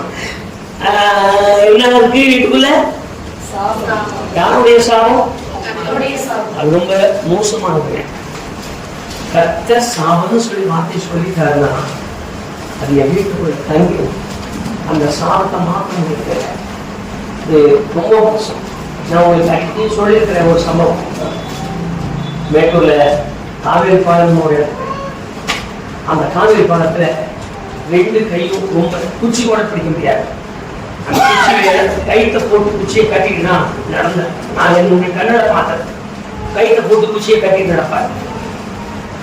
அது நடக்கிறதுக்கு அவருக்கு ஒரே ஒரு பொண்ணு, நல்ல அழகு பொண்ணு, வயசுக்கு ஒரு அளவுக்கு கரு. அந்த பொண்ணு தான் அந்த கையை பிடிச்சி கூட்டிட்டு வரும். அவருக்கு முழுசும் புஷ்டம், காலையும் பொண்ணு, கையில பொண்ணு, கையில குச்சியை போட்டு இப்படி கட்டி தான் அந்த குச்சியை போட்டிட்டு வரும். நான் கையில நின்று குச்சி எடுத்து அந்த பொண்ணோட உட்கார அந்த பொண்ணு சாப்பாடு செஞ்சு கொடுக்கணும். ஒரு நாள் இவர் கொஞ்சம் பணம், அந்த பொண்ணுடைய வாழ்க்கைக்காக கொஞ்சம் பணத்தை சேர்த்து வச்சு தன் தங்கச்சிகளை சொல்லிட்டாரு, அம்மா நான் ஏதோ கொஞ்சம் வச்சிருக்கேம்மா, என் காலத்துக்கு விளையாடி இந்த பொண்ணு கையுக்காத பார்த்துக்க சொல்லிட்டாரு. நடந்த சம்பவத்தை நான் சொல்லிட்டு இருக்கேன். கஞ்சமலை கவுண்டர் மேட்டூர் வந்திருக்காரு. காந்தி சிலை இருக்கு. காந்தி சிலையில ஒரு லைப்ரரி கட்டிருப்பாங்க. லைப்ரரி அது இருக்கும் இடம் ஆரோக்கியம் எழுத நீங்க போனீங்கன்னா தோடுப்பாங்க. லைப்ரரி ஷோப்புக்கு ஏற்ற அந்த வீட்டுக்கிட்ட அவர் வந்து நின்னாரு. அவன் நின்றுட்டு இருக்கும்போது ஒருத்த முடியாது அவர் தோல் அந்த பைய புரிஞ்சோட இந்த பைய புரியை போடணுவன் எங்க போடலான்னு தெரியல. என்ன நம்ம திறந்து பார்த்துருக்கான். அதுக்குள்ள ஒண்ணு இல்ல, ஒரு சீட்டு மட்டும் தெரியல. அந்த சீட் என்னன்னா, நான் இந்த இடத்துல பணம் வச்சிருக்கேன், இந்த பணம் என் தங்கச்சி வசமா கொடுத்துருக்கேன் சட்டத்தில் அடி எழுதி அவன் பையிலே வச்சிருந்திருக்காரு. அது எல்லாரும் செய்யற ஒரு காரியம் இருக்கு. இந்த சீட்டை அவன் படிச்சுட்டான். இடத்தை தேடிட்டு இவர் போய் பாடத்தடியில படுத்த வீடு இல்ல, ஒரு வாரத்துக்கு போது அந்த கீத்தை பின்னி வச்சு அந்த குழந்தையோட தங்கிட்டு இருக்காரு. அந்த வீட்டுக்குள்ள போய் படுத்துக்கிட்டு இருந்தவர கையில ஒரு கம்பு எடுத்து அந்த கம்பை வச்சு அழுத்தி அவர் பொண்ணு அவர் கையில இருந்த அந்த கொஞ்சம் பணத்தை எடுத்து நல்ல மனுஷன், யாருக்கும் தெரியாது. அந்த பொண்ணை கொண்டு அவங்க தங்கச்சி கிட்ட விட்டான். வந்தமா வழியில சொல்லி குழந்தைய விட்டுதான். அந்த குழந்தை என்ன சொல்றதுக்குன்னு தெரியாத ஒரு அதிர்ச்சி ஆயிடுச்சுன்னா, கொல்லும் போது பார்த்ததுனால குழந்தைக்கு வந்து இவ்வளவு விவரத்தை சொல்ல முடியல. அது ஒரு மாதிரி ஆயிடுச்சு. எந்த சூழ்நிலையில 2 வருஷம் ஆச்சு. 2வது வருஷம் திடீர்னு இந்த இருக்கிற வீடு நல்ல வீடு. அந்த வீட்டுல கட்டுவார், கட்டுவார். வீட்டுக்கார பக்கத்துல இருக்கிறவங்க எல்லாம் வருவாங்க. ஏன்னா கத்துறேன் அடக்குவாங்க, போய்ப்பாங்க. அடுத்த நாள் தூங்குவாரு, ஓன்னு கத்துவாரு. இது வாடிக்கையா ஆரம்பிச்சு 2 நாளைக்கு ஒண்ணு, வாரத்துக்கு ஒண்ணு கத்துறவர் 2 நாளைக்கு ஒண்ணு கத்துனா 2 நாள் தினமும் கத்த ஆரம்பிச்சிட்டாரு. கத்திக்கிட்டே கிடப்பாரு. அப்படியே ஒரு நாள் சனி வந்துருச்சு, கத்திக்கிட்டே கிடப்பாரு. எல்லாம் பார்த்துட்டாங்க. வருஷம் மணி ஒருத்தர் 4 மணி அண்ணன் எங்களுக்கு ஒரு ஆள் அனுப்பி கடைசி நேரமா இருக்கு, நீங்க உங்களுக்கு ஜோம் பண்ணுங்க, அதனால என்ன பண்ணாலும் சரி நாங்க போய் ஜெபிக்க தொடங்கணும். ஓடு கத்துறாங்க. அது எங்க பாசம் இல்லைங்க, அவரு சாதாரண மனுஷன் ஏறி இந்த காலில் ஒரு கால், கையில ஒரு கால், காலில் ஒரு கால் போட்டு மிதிச்சுட்டாரு. கத்துறாங்க. அவன் ஓடு கத்துறான். முடியல. இயேசு நாமத்தில் போனா நிக்கல, இயேசு நாமத்தில் அடங்குனா நிக்கல, இயேசு நாமத்தில் அமைதியா இருந்தா நிக்கல. நல்ல ஓடு கத்துறான். கத்தும் போது ஊருக்குள்ள இருக்கும் சொல்றாங்க, விட்டுருங்க அவன் கத்திட்டாவது சாப்பிடும், உங்களை பார்த்துதான் இவ்வளவு கத்துறான். எல்லாம் முடிஞ்சது. எல்லாரும் உலகத்துல ஏதாவது கிருபை கிடைக்குமான்னு சொல்லும் போதுதான் நாங்க அந்நிய பாஷையில பேச பக்கத்துல இருக்கிற ஒருத்தர் அவர் அந்த தமிழ்ல சொல்லிட்டு இருக்காரு. இந்த நேரத்துல இவன் ஆளை இதே போல கவுசி குடிச்சான், அவன் கத்துற மாதிரி இவன் கத்திட்டு போகணும்னு சொல்லி இது கத்துறாரு வந்த தீர்ப்புன்னு சொன்னாரு. நடந்த சம்பவத்தை நான் உங்களுக்கு சொல்லிட்டு இருக்கேன். கர்த்தரின் சாபம், கர்த்தரின் சாபம். இப்ப நீங்க கொஞ்சம் அப்படி மனசு பண்ணுங்க, எத்தனை சாபம், யாரும் போட்ட சாபம் இல்லை. அவனே இந்த சாபத்தை முதலாவது நம்ம கிட்ட நீக்கினால்தான் தேவ பிரசன்னம் நம்மோடு இருக்கும் என்பதற்காக வேதத்துல எழுதிருக்கு. மறுபடியும் 3 பரிமாணம் அருமையான வேத வசனம் திரும்ப திரும்ப திரும்ப திரும்ப படிச்சுட்டே இருந்தாங்க. என்னங்க, கிறிஸ்து நமக்காக ஒரு அழகே சொல்லலாம், அவர் சாபமானார். இந்த சாபத்தை மாற்றுவதற்காக தேவன் அவனை மரத்திலே தொங்க வைத்தார். மரத்திலே தொங்கப்பட்ட எவனும் தேவனாலே சபிக்கப்பட்டவன். என்னுடைய சாபத்தை தன்மேல் ஏற்றுக்கொண்டதால் நாம் சாபத்திலிருந்து விடுவிக்கப்பட வேண்டும் என்பதற்காக அவர் சாபமாக்கப்பட்டபடியால் 5 மணிக்கு மேல அவரு மரத்துக்கு இருக்கக்கூடாது, யாரும் வந்து பார்க்க கூடாது, இறக்கி கொண்டு போய் கல்லறையில போடுறான். மரத்திலே தூக்கி சாபமானார்.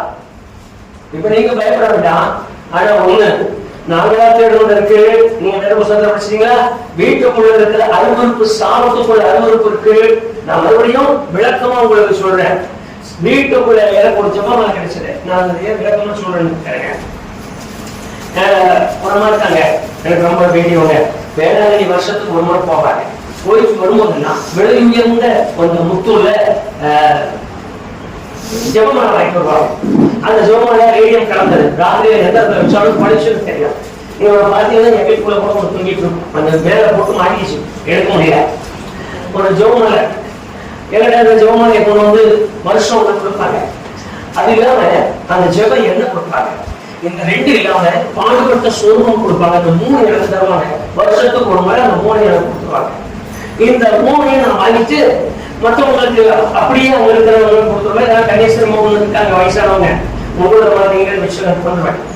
ஒரு முறை எனக்கு மனசு கேட்கிறேன், ஏன்னா வேலையும் ரேடியம் கலந்தது போட்ட ராத்திரியில போட்டா அப்படியே தெரியும், இருக்கிற இடத்துல தெரியும். அதனால அந்த ரேடியம் கலந்தால கொடுக்கறதுக்கு எனக்கு மனசு வரல. நான் கருத்துல மாட்டிட்டு நடந்த சம்பவத்தை சொல்றேன். கருத்துல மாட்டிட்டு நம்மளும் இந்த 52 பாஸ் இருக்காங்க, 52 பாஸ் இருக்கோம். 52க்கு 52 ஜெபம் சொல்லணும். நான் உங்களுக்கு யாரும் ஒரு அழகா காட்டுறேன். ஒரு 8 மணிக்கு மேல இந்த ரோட்ல நடந்தீங்கன்னா, இந்த பூச்சிக்கல் ரோடு இருக்குல்ல, அந்த ரோட்ல நடந்தீங்கன்னா ஒரு ஐயா வருவாரு, பேண்ட் சர்ச் போட்டிருப்பாரு, கையில் அவருக்கு ஜெபமா இருக்கும். யாரும் பேச மாட்டார். அந்த ஜெபமாலை ஒட்டிட்டு வருவார். நாளைக்கு கூட நீங்க போய் பார்க்கலாம், அவர் வருவார். இன்னும் வந்துட்டு அப்படியே இந்த ஜெபமாலை ஒட்டிக்கிட்டே வருவார். பார்த்தவன் என்ன பார்த்தா பழைய மட்டும் ஆக்குவார். ஜெபமாலை அவர் கையில தோங்கும். 52 ஜெபம் சொல்லணும். அட்ஜஸ்ட் மரியில் வாழ்க சிறுவில் ஆசீர்வதிக்கப்பட்டவரே, உங்களுடைய கர்த்தத்தின் கையில சேஷம் ஆசீர்வதிக்கப்பட்டவரே, எங்களுக்காக வேண்டி இந்த மரணத்தில் எங்களுக்காக வேண்டிக் கொள்ளும் அப்படின்னு ஒரு முறை சொல்லிட்டு அப்புறம் அந்த அட்ஜஸ்ட் மரியில் இருந்து அட்ஜஸ்டர் எல்லாத்தையும் சொல்லுவாங்க, பரிசுத்தவான் எல்லாரும் சொல்லுவாங்க. அடப்பறை வாழ்க, ராயப்பறை வாழ்க, சின்னப்பறை வாழ்க, அப்படி வரிசையா சொல்லிக்கிட்டே போவாங்க. இந்த 52 ஜெபம். சரி, நம்ம இதை வச்சுட்டு நம்ம குடும்பத்துக்கெல்லாம் ஒவ்வொரு பேருக்கு பாசி ஒரு பேர் வச்சு நான் ஜெபம் பண்ணலாம். நான் நடந்ததை சொல்றேன். உனக்கு இப்படி பேராசையாதான் கேட்காதீங்க. ரேடியோ கலந்த பாசி இப்படி வச்சு நம்ம சொல்லலாம் அப்படின்னு சொல்லிட்டேன். நான் நினைச்சிட்டு கருத்தை மாட்டேன். ஒரு நாள் என் கருத்துல இருந்துட்டு 2வது நாள் பக்கத்துல ஒரு லேடி வந்து என்னை கூப்பிட்டு உட்காந்துட்டாங்க. தனிச்சு வேற பட்டுக்கிறாங்க. தூக்கி அப்படி உட்கார்ந்து சொன்னா அது ஒரு மாதிரி உருவமாக ஆயிடுச்சு. அவங்க ராத்திரியில பயந்து அலறி அந்த எதனால வந்தது, எவனால வந்தது கேட்கறதுக்கெல்லாம் அப்பாவும் பயம் நடுக்கும், ஆயெல்லாம் வளருது, ஒன்னும் செய்ய முடியாது. ஆயில இருந்துச்சு, அப்பா இது எதனால வந்ததுன்னா அப்பந்தான் உணர்த்தப்பட்டேன். வேத புத்தகத்துல எழுதிட்டு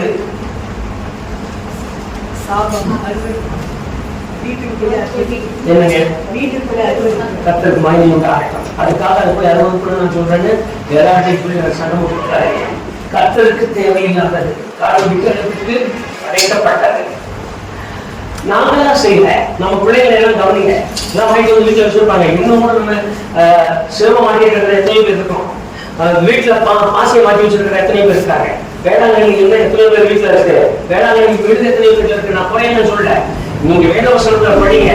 நானா தேடிக்கிட்டு இருக்கிறேன், நானா வந்திருக்கிறேன், நானா தேடிருக்கேன். என் பிள்ளைகளை தேடிட்டு இருக்கிற சாபம் இருக்கேன், என் மகன் தேடின சாபம் இருக்கு, என் மகன் தேடின சாபம் இருக்கு. இந்த சாபங்கள் எல்லாம் தேவன் இவர் மேலே தூக்கி போட்டதால் இவர் சாபமாக ஆனார் இருக்கு. அந்த வார்த்தை என் உள்ளத்தை ரொம்ப பிடிச்சிருச்சு. அந்த விசனமான தேவனுடைய குமாரன் சாபம் ஆனார். சாபமே ஆயிட்டாரா? அவர் இப்ப ரூபத்துல இல்ல, அவர் இருக்கிற ரூபமே சாபம். அவர் சாய சாபமா இருக்கு, அவர் ரூபம் சாபமா இருக்கு, அவருடைய கை சாபமா இருக்கு, அவர் கால் சாபமா இருக்கு. என்ன சாபம்? என்னுடைய சாபம், நான் செய்த சாபம், நான் தேடிக்கொண்ட சாபம் அவர் மேலே விழுந்திருக்கு. நான் தேடிக்கொண்ட சாபம், என் அம்மா தேடின சாபம், எங்க அப்பா தேடிக்கொண்டு வந்த சாபம் எல்லாமே அவர் மேல இருக்கு. இந்த இருக்கிற சாபத்தினாலே அவர் சாபம் ஆனார். அதனால தேவன் அவரை சபித்ததால் என் சாபத்தின் நிமித்தம் அவர் மரத்திலே தொங்குகிறவராய் மாறினார், தூக்கப்பட்டவராய் மாறினார். கர்த்தருக்கு மகிமை உண்டாகட்டும். இந்த சாபத்தை அடியோடு குறைக்கும்படியாக நான் சொந்த ரத்தத்தை செலுத்தினார். கர்த்தருக்கு ஸ்தோத்திரம் உண்டாகட்டும். இப்ப பயந்துக்க வேண்டாம். உங்களுக்குள் இருக்கிறத அகற்றி விட்டு நான் என்னை சுத்திகரிக்கிறேன், எனக்காக நீ சாபமானதா, என்னுடைய சாபத்தை நீ மாற்றி போட்டிருக்கிறேன், இனி இந்த சாபம் எனக்குள்ளும் என் வீட்டுக்குள்ளும் இருக்கக்கூடாதுன்னு சொல்றேன். அவ்வளவுதான். எனக்கு சாபம் ஆனதுனால எல்லாம் மாற்றப்பட்டாரு சார். இப்ப சாபம் ஆனதுனால ஒரே சமயத்துல இவரை வச்சுக்கிட்டு எல்லாமே செய்ய முடியலான்னு தேவன் தீர்மானித்து கொஞ்சம் பேர் ஆசைங்க. நான் அந்த வேத வசனத்துக்கு போயிடலாம். இப்ப ஒன்னு பேரு 2ஆம் அதிகாரம் 24 வந்துருங்க, அப்புறம் மேல போலாம். ஒன்னு பேரு 2ஆம் அதிகாரம் 24. நாம் பாவங்களுக்கு சென்று நீதிக்கு பிறப்பிக்கும்படிக்கு அவர் தாமே தமது சரீரத்திலே நம்முடைய பாவங்களை சிலுவையிலே சுமந்தார். அதுக்கு மாதிரி ஏசாயா 53:12. ஏசாயா 53:12. அவர் தம்முடைய ஆத்துமாவை மரணத்தில் ஊற்றி அகர்மக்காரர்கள் ஒருவராக எண்ணப்பட்டு அநேகருடைய பாவத்தை தாமே. அநேகருடைய இப்ப உங்களுக்கு கொஞ்சம் இந்த சிந்தனைக்கு வந்துட்டீங்கன்னா புரியும். ஒரு பெரிய சிலுவை தொங்கிட்டு இருக்கு. இந்த சிலுவையில சாபம் ஆனவர் தொங்குறார்.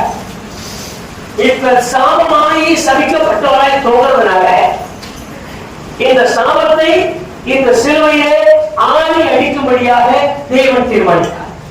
இந்த சாபம் இறங்கக்கூடாது. இவர் இறங்கினா, ஆனால் இவர் சுமந்து வைத்திருக்கிற இந்த சாபம் அதோடு சரி இறங்கக்கூடாது. அப்படி சொல்லிதான் இவர் சிலுவையில அடித்தார். அடித்தவர் இப்ப என்ன பண்ணிட்டாரா?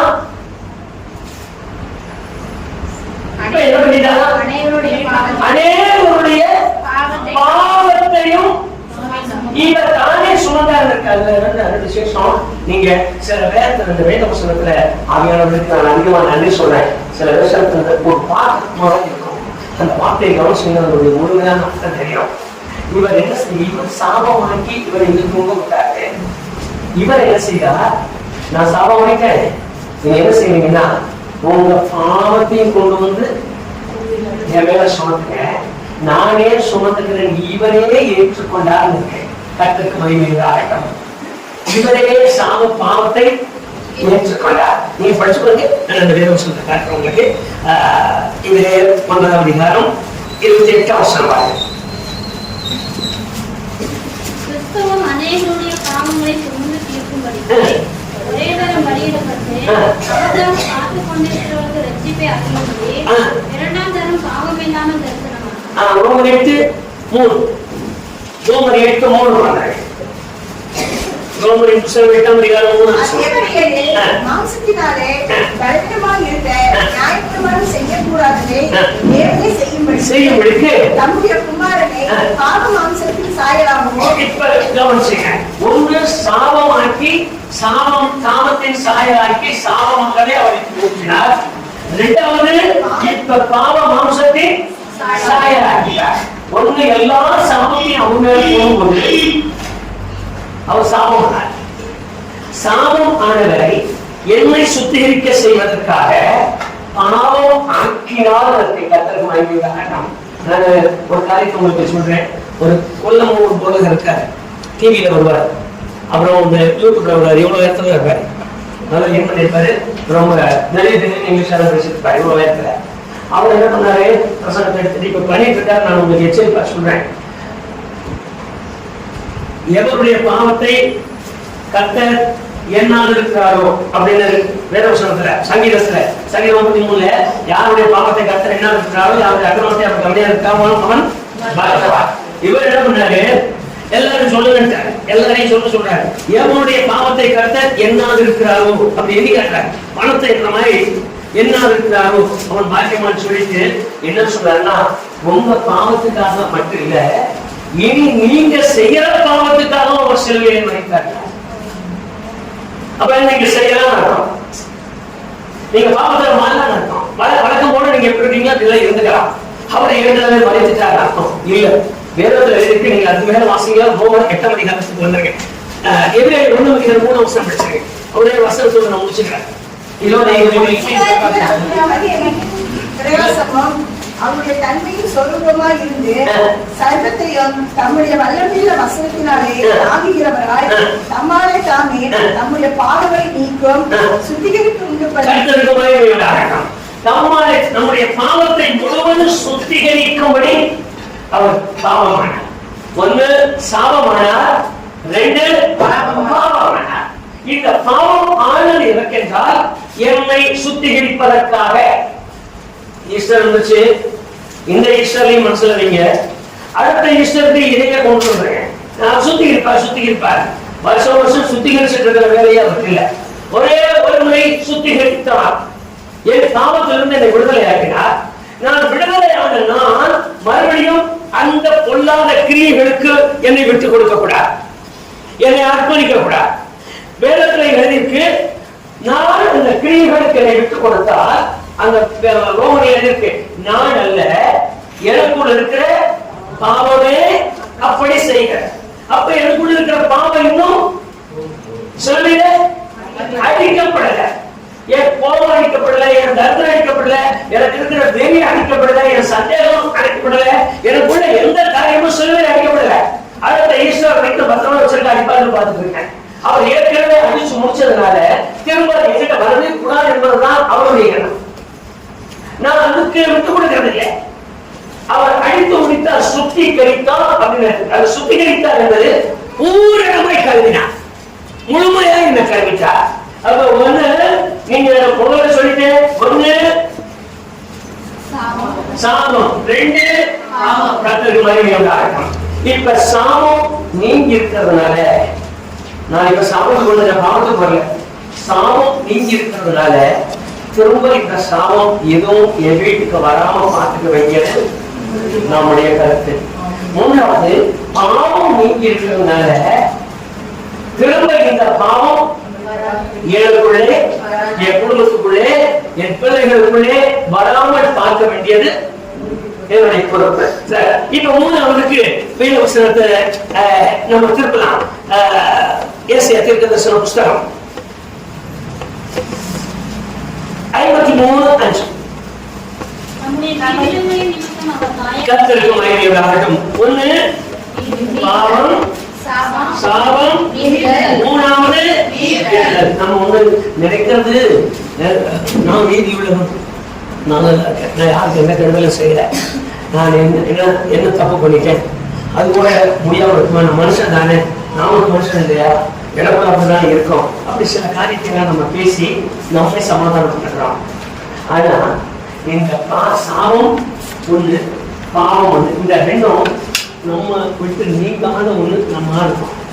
மூணாவது இந்த மீறுதல்னு ஒரு வார்த்தை இருக்கு இல்லைங்களா, இந்த மீறுதல் நம்ம அவ்வளவா கவனிக்கல. ஆனா வேதவசனத்தில் எதிர்க்கிறது, என்னுடைய மீறுதலின் நிமித்தம் காயப்பட்டார் அப்படின்னு. என்னுடைய மீறுதலின் நிமித்தம் காயப்பட்டார்.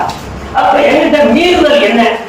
என்ன நீங்க சொன்னது மீறி நடந்துட்டேன், வீட்டு ஊழியே கவனிங்க, நம்ம புருஷன் மனைவி, அப்பா அம்மா, நம்ம பிள்ளைகிட்ட நான் என்ன நீங்க சொன்னது என்ன நான் மீறிட்டேன், நீங்க என்ன சொன்னீங்க அதான் நான் செஞ்சேன். இந்த மீறுதல்ங்கிறதுக்கு மாத்த இன்னும் நம்ம வெளியே கொண்டு வராதனால நமக்கு அந்த மீறுதல் தெரியல. மீறுதல் அப்படின்னு சொல்ற வார்த்தை நீங்க வேத வசனத்துல படிச்சீங்கன்னா உங்களுக்கு நான் பிடிச்சு காட்டுறேன். ஒன்னு சாமி 15 அதிகாரம் 15:22. எப்ராயிம் மலைகளே, ஒன்னு சாமி 15:22.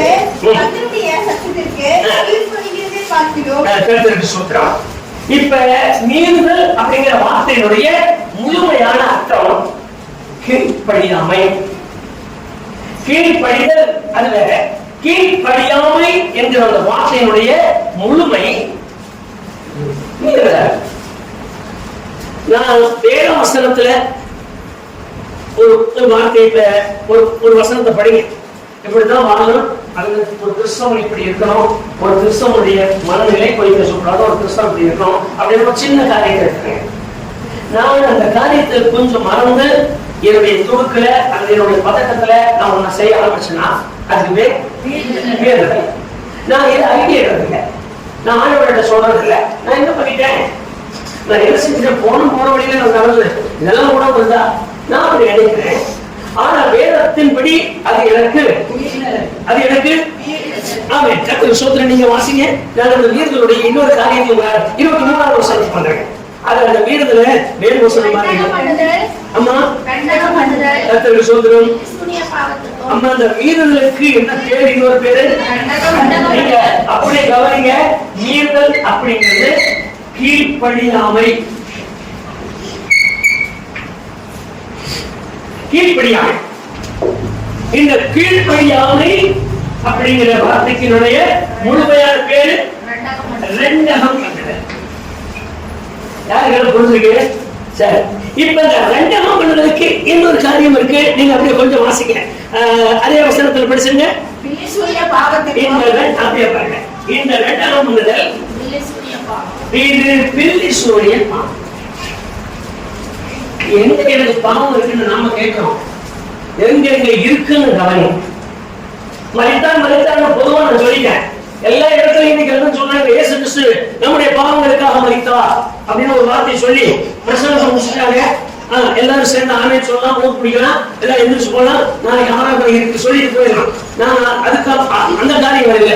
இந்த வேதம் சொல்ற தெளிவான திட்டமான காரியம், நான் என் மீறுதலுக்காக அவர் மரித்தார். மீறுதல் அப்படிங்கிறதுடைய அர்த்தம் கீழ்ப்படியாமை. கீழ்ப்படியாமை எங்க கொடுமை நிறுத்துது?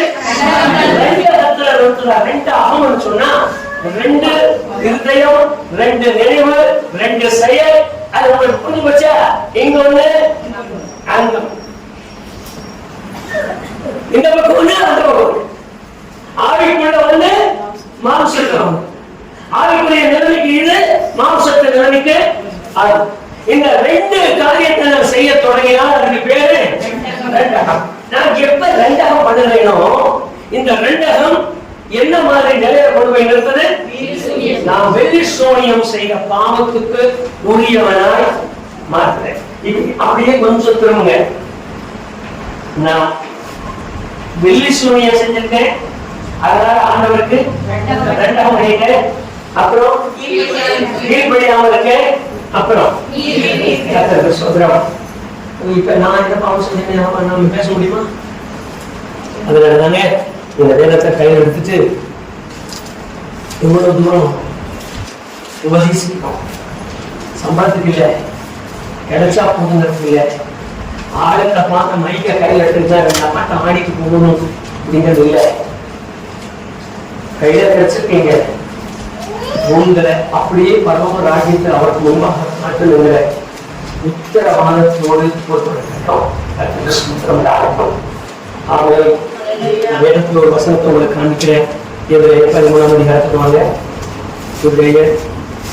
அந்த ஒரே ஒரு அந்த வேத வசனத்தோட முடிச்சனேன். எடுத்துட்டீங்களாமா? உங்கள் ஆத்மாக்களுக்காக உங்கள் ஆத்மாக்களுக்காக சோதராம வேத வசனத்தை கொஞ்சம் கவனிங்க. உங்களை நடத்துகிறவர்கள், உங்களை போதிக்கிறவங்க, உங்களுக்கு ஞானசானம் கொடுத்துருவங்க, உங்களுக்கு தாபம் கொடுக்குறவங்க, உங்களுடைய காரியத்தை உங்களுக்காக பொறுப்படுத்தி ஜெபிக்க உங்க காரியத்துக்கு வந்து நிற்கிறவங்க, அவங்களுடைய தகுதி என்ன? அவங்க தகுதி என்ன? உங்களோட ஆத்மாவுக்கு உத்தரவாதம் நாங்க செய்யணும். ஒரு ஊழியர் சொன்னா வந்தே காணிக்க வாங்க ஓடி போயிட்டீங்க, உங்க ஆத்மாவுக்கு நான் உத்தரவாதம். ஏன் ஆகிட்டீங்க, ஏன் போயிட்டீங்க, என்ன உங்களுக்கு நடந்தது, உங்களை குறிச்சு நான் பிரார்த்தனை பண்ணிக்கிட்டே இருக்கணும், உங்களை குறிச்சு நான் சொல்லிக்கிட்டே இருக்கணும். எப்படி இருக்குதுயா, இந்த பொண்ணு எப்படி இருக்குது, இந்த தம்பி இப்படி இருக்காரு, இந்த தம்பியினுடைய காரியம் எப்படி இருக்கு, நான் பிரார்த்தனை பண்ணி கொடுக்கிற உத்தரவாதி. அந்த உத்தரவாதம் உள்ள ஒரு மனுஷன் தான் ஊழியர். ஆனா இன்றைக்கு அந்த கதைகளெல்லாம் நம்ம வச்சு 1000 ரூபாய் கொடுக்குற 100 பேர் வேணும், 50 ரூபாய் கொடுக்குற 200 பேர் வேணும், அப்புறம் பங்காளர்கள் இருக்குங்க, செக்க அனுப்புனா டாக்டர் அனுப்புங்க, டாக்டர் அனுப்ப முடியல கொண்டு கொடுத்துட்டு போங்க. அதுக்கெல்லாம் நமக்கு ஊழியர் இல்லை. காரணம் என்னன்னு சொன்னா இது பண்ணையாருடைய வேலை. அந்த பண்ணையாருக்கு இந்த வேலைக்காரனுக்கு என்ன செய்ய முடியுங்கிறது அவருக்கு தெரியும். அதனாலதான் உங்களை உத்தமம் உண்மையுமா இருக்குன்னு சொல்லி இத்தனை பிரயாசப்படணும். இந்த பிரயாசத்துக்கு காரணமே எங்க மேல் விழுந்த கடவுள். இப்ப நீங்க ஒரு காரியத்திலே எவ்வளவு அடங்கி இருக்குன்னு பாருங்க. நீங்க எனக்கு கீழ்ப்படிய வேண்டாம் சொல்றது, நாங்க சொன்னதை கேட்க வேண்டாம், நாங்க இது வேண்டாமா அங்க போக வேண்டாம் சொல்றோம், நீங்க போயிட்டே இருக்கீங்க. நீங்க இது செய்ய வேண்டாம் சொல்றோம், செய்யறீங்க. இது நமக்கு வேண்டாத காரியம் சொல்ல அதெல்லாம் நீங்க தலையிடுறீங்க. இது நமக்கு வேண்டாம் போது நீங்க செஞ்சு முடிச்சிட்டீங்கன்னா எங்களுக்கு ஒண்ணு இல்லை. உங்க பேர் என்னன்னு வருது? இல்ல, உங்க பேர் என்ன வருது? இது என்ன செய்யுதுன்னா இது இந்த மீறுதல் தேவனுக்கு முன்பாக பார்க்கும்போது அவர் இன்னும் கொஞ்சம் உற்று விசாரிக்கும் போது அப்படி விசாரிச்சா முடிய ஏதோ நிற்கிறது. அப்ப நான் எந்த விஷயம் யாருக்கிட்டையும் கையை கூட காட்டுறது இல்லை, யாருக்கிட்டையும் போய் ஒரு எந்திரம் கட்டுறது இல்லை. ஆனா நான் கீழ்ப்படியறது இல்லை, நான் மீறுதல் நடத்துகிறேன். இந்த கீழ்ப்படியாதனால என் பேர்ல என்ன ரெக்கார்ட் ஆகுது? நான் சூனியம் பண்ணிட்டு ரெக்கார்ட் ஆகுது. நீங்க படிக்க நான் வேற புத்தகத்துல இன்னொன்னு காட்டுறேன், அதே பாகத்துல வாசிங்க. 2வது அதே வசனத்துல பாருங்க, இன்னொன்னு இருக்கு. இதுக்கு பேரு எதுக்கு பேரு? மீறுதலுக்கு பேரு. இந்த கீழ்ப்படியாமையினுடைய சாராம்சம் போராட்டமா இருக்கலாம். நீங்க நம்ம நினைக்கிறோம், நாங்க அதுதான் நான் சொல்லிட்டேன், நான் பேசிட்டேன், எனக்கு அப்பதான் எங்களுக்கு இதெல்லாம் பிடிக்காது, எங்களுக்கு அதெல்லாம் பிடிக்கும் போது இது தேவனுடைய பார்வை என்ன மாறுது? போராட்டமா மாறலாம். நீங்க அதுக்கு கீழே வாசிங்க. முழுக்க மனிதல் அவபக்திக்கும் அவிசுவாசத்துக்கும் கொஞ்சம் ஆழமா தோண்டிருங்க, நமக்கு நல்லா புரிஞ்சுக்கணும். நான் அதனாலதான் பந்தி நேரத்துக்கு பந்திக்கு வாங்கன்னு சொல்றேன். நான் பந்தி நேரத்துக்கு பந்திக்கு வரதால நான் வேலைக்கு போயிடுறேன். கீழ்ப்படியாமை, இந்த கீழ்ப்படியாமை எங்க போய் நிற்குது? அங்க போயிடுது. அதே கீழ்ப்படியாமை எங்க போய் நிற்குது? நான் என்ன பாவம் செஞ்சேன்? ஊர்ல இல்லாத பாவமா நான் செஞ்சுட்டேன், அவனுக்கு அங்க நல்லா இருக்கான், நான் எப்படி இப்படி ஆறேன்? நம்ம கேள்வி கேட்கிறோம். நம்ம கேள்வி எங்க போய் நிக்குதுன்னு பாருங்க. விக்கிரகாரங்கள நிக்குது, பில்லி சூனியத்துல நிக்குது, ஆண்டவருக்கு முன்பாக ரெண்டாம் மாறிடுது, ஆண்டவருக்கு முன்னால முழுமையாக கிடையாது. வேத வசனத்துல எவ்வளவு கவனமா பழகணுமோ அவ்வளவு கவனமா இருப்பான்னு சொல்லி அம்மாவர்களுக்கு சொல்றேன், ஐயாமாருக்கும் சொல்றேன், அப்பாமாருக்கும் சொல்றேன், கர்த்தருடைய பிள்ளைகள் எல்லாருக்கும் செய்த ஒரே சொல்றேன். கர்த்தருக்கு மகிமை உண்டாகட்டும். இப்ப முதல் சாபம் கர்த்தருக்கு மகிமை உண்டாகட்டும். இப்ப இந்த 3 காரியத்தை அவர் சிலுவையில் அடிச்சிருக்கார். எங்கிட்ட இருந்து எல்லாம் விலகணும். நீங்க கேட்கக்கூடியவங்க எல்லாம் கவனிச்சிருக்க, எங்கிட்ட இருந்து எல்லாம் விலகணும். இப்ப 3வது 4வது காரியத்துக்குவான். வேதவசனத்துல அருமையான ஒரு வேத பாகம் இருக்கு, அவரை கொஞ்சம் வந்தாங்க. ஏசாயா 53:5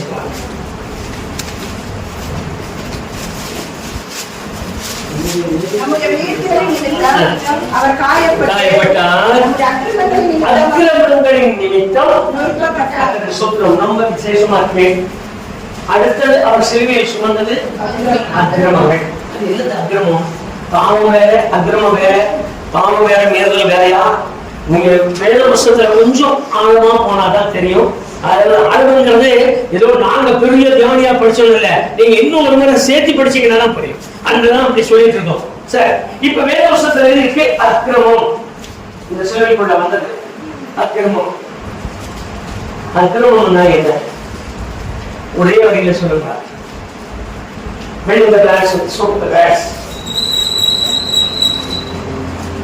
ஒரே வகையில அக்கிரமம்.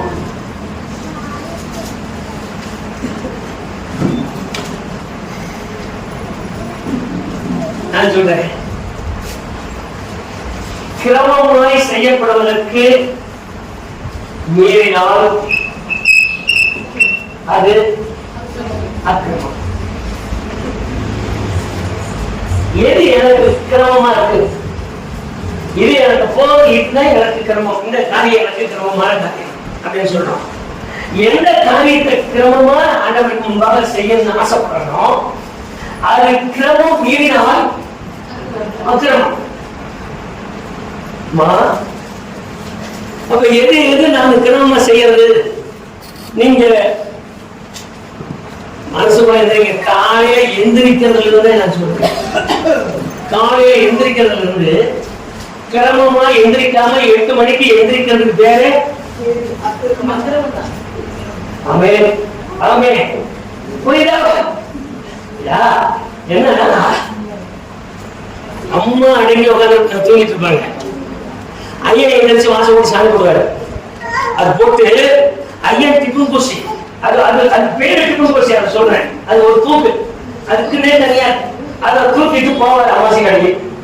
அம்மாசி கடையில போய் டீயை வாங்கிட்டு வந்து அங்க வச்சுட்டு டம்ளரை போட கழுவி அப்புறம் டீயை ஊற்றி வச்சுட்டு எந்திரிக்கி குடிப்பார். எந்திரிக்கும் போதுதான் அம்மா எந்திரிக்கிறது பேரு அம்மா. நல்லாவே சொல்றீங்க. ஆமே ஆமே, சாதாரண காரியம் இல்லை. நீங்க வாங்க, வேற புத்தகத்துல எழுதிருக்கு, அப்படியே வாசிக்கலாம். ஒரு குழந்தைய 14ஆம் அதிகாரம் 40ஆம் வசனம்.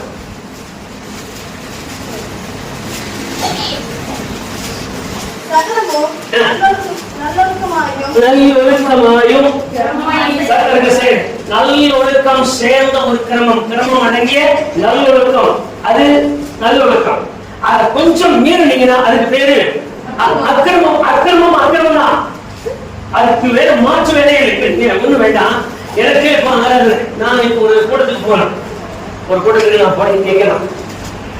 நான் அந்த கூட்டத்துக்கு போறதுக்கு முன்னாடி எனக்கு முறை என்னன்னு சொன்னா, ஊழியக்காரன் ஒண்ணு, ரெண்டாவது அனைவருக்கு முன்னால நான் போகணும் அப்படி ஒரு சட்டம் இருக்கு. அதுதான் ஒழுங்கு. ஆனா நானே இங்க இருந்து கரெக்டா அந்த பிரசங்க நேரத்துல போய் எல்லாத்துக்கும் தோற்றம் பண்ணிட்டு உள்ள போதுவேன். இதுக்கு பேரு ஆமாங்க, அதுக்கு பேரு அக்கிரமம்.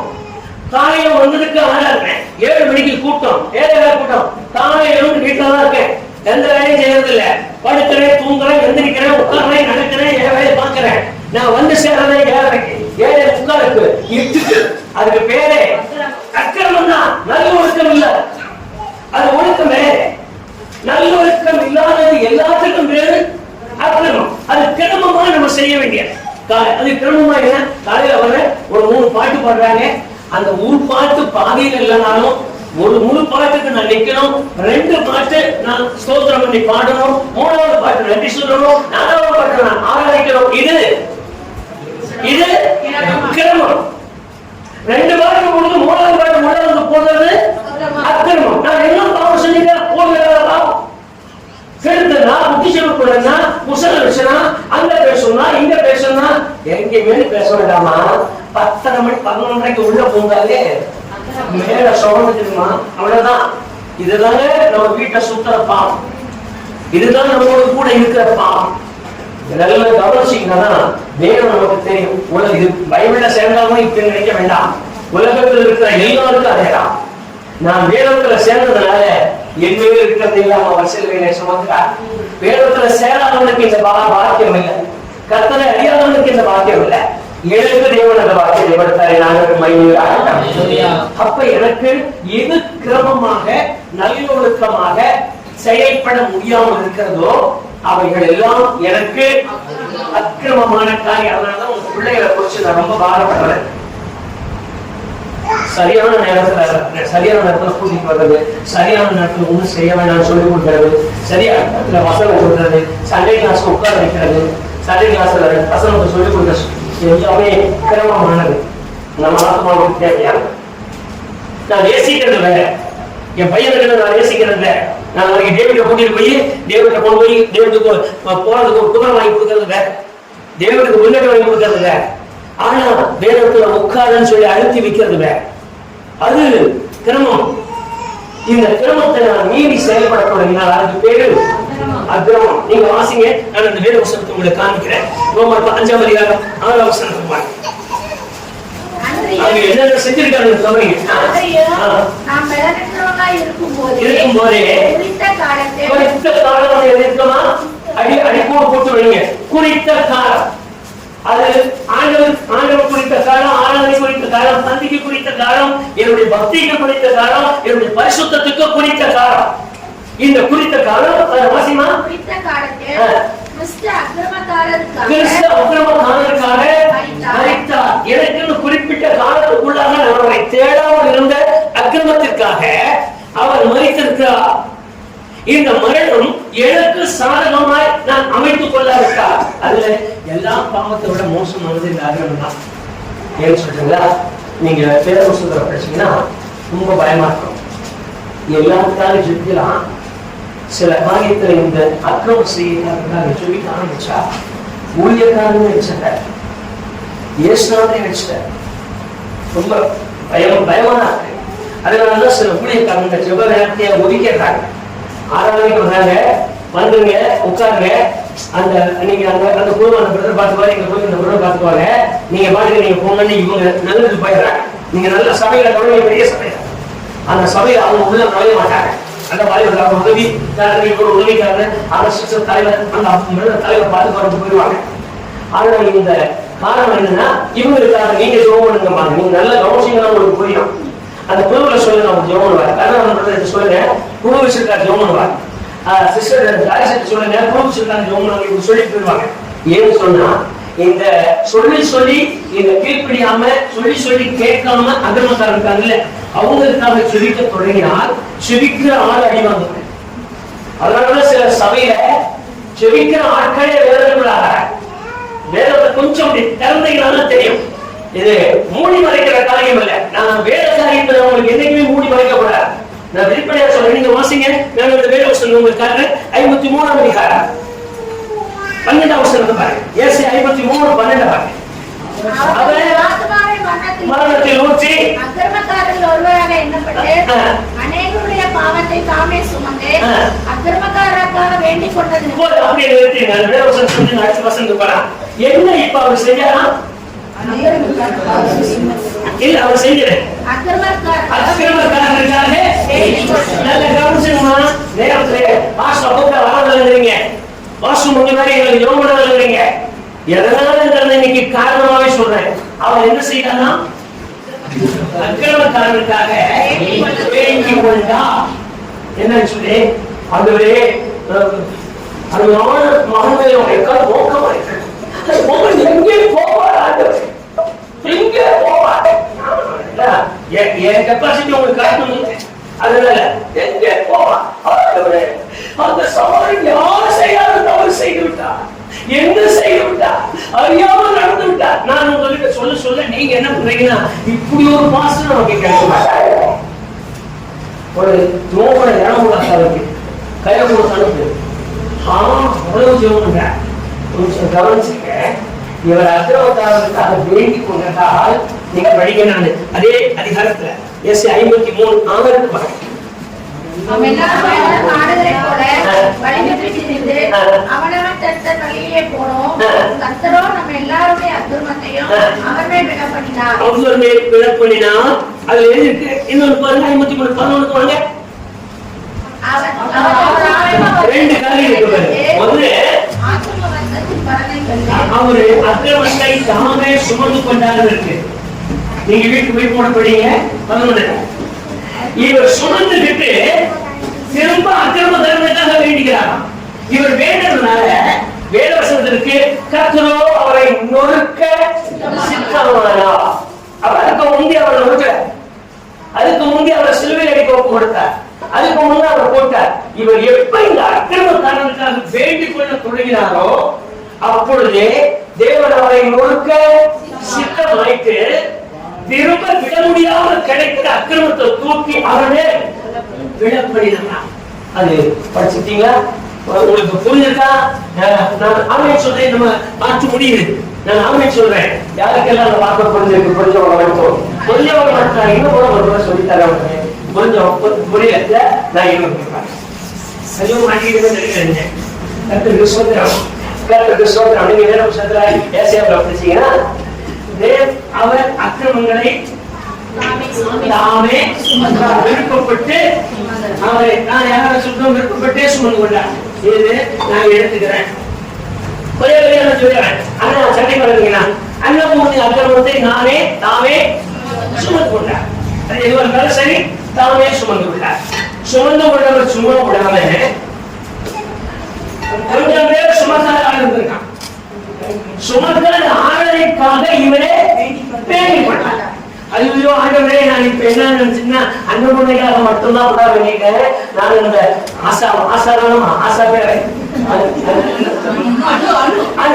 ஆண்டவரே அணுவுக்காக வேண்டிக் கொள்கிறேன்.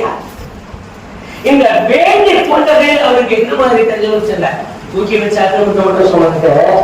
அவங்க அக்கிரமத்துக்கெல்லாம் நீ அப்பா வேண்டிட்டேன் கோபப்பட்ட ஆண்டவர் இவரை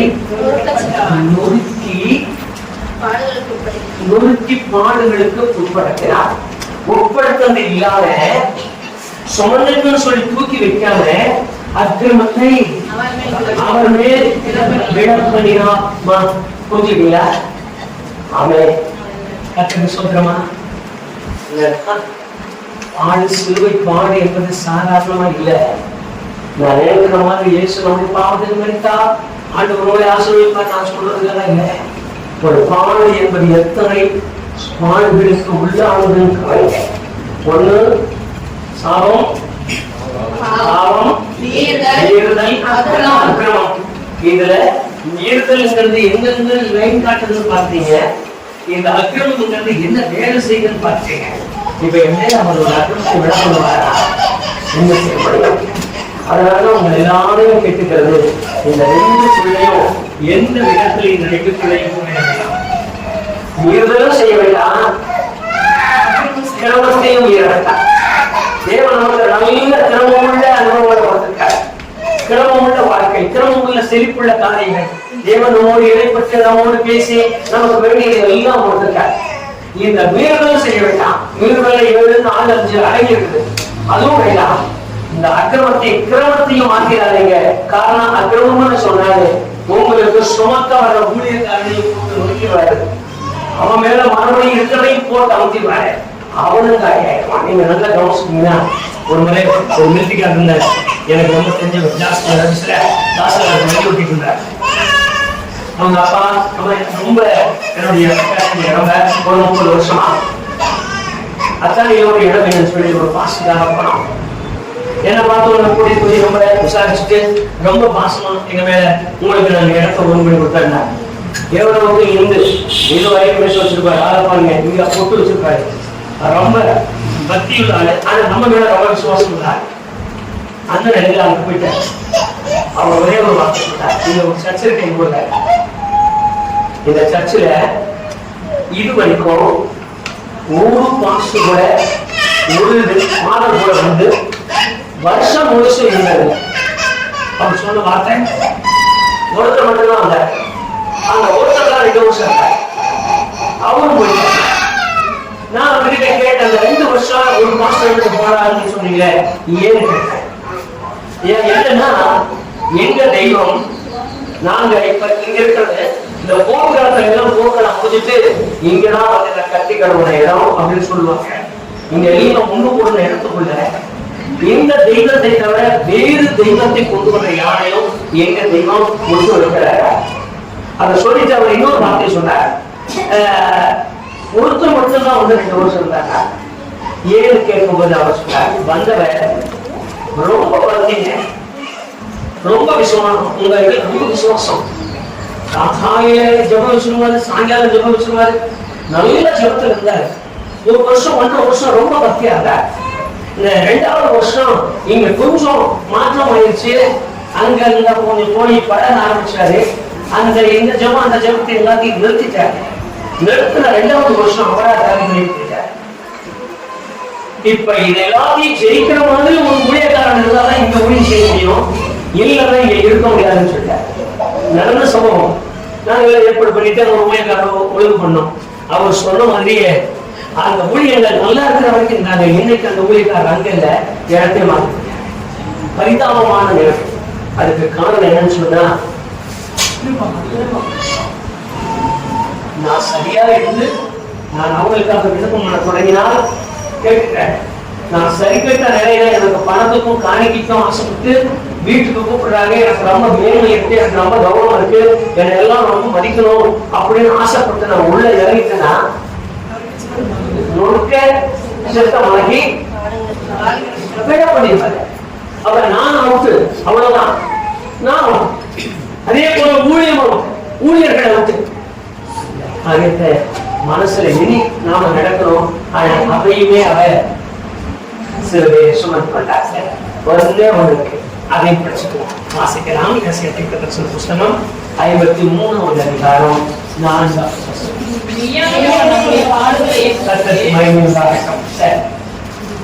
வாசிக்குமா? பாடுகளை ஏற்றுக்கொண்டு இப்ப அடுத்தது பாடுகளும் இந்த 2 இது எல்லாமே அடங்கியிருக்கு. பாடுகள் சொல்றது நம்முடைய உபத்திரவம்.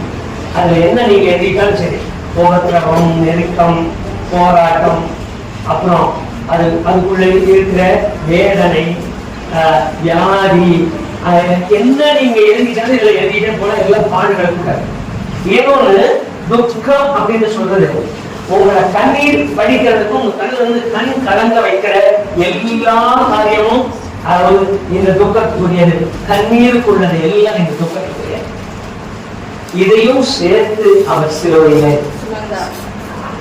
ஏற்றுக்கொண்டார். கத்தது மத்தியில் இப்ப அது கொஞ்சமா மனசுக்குள்ள இருங்க.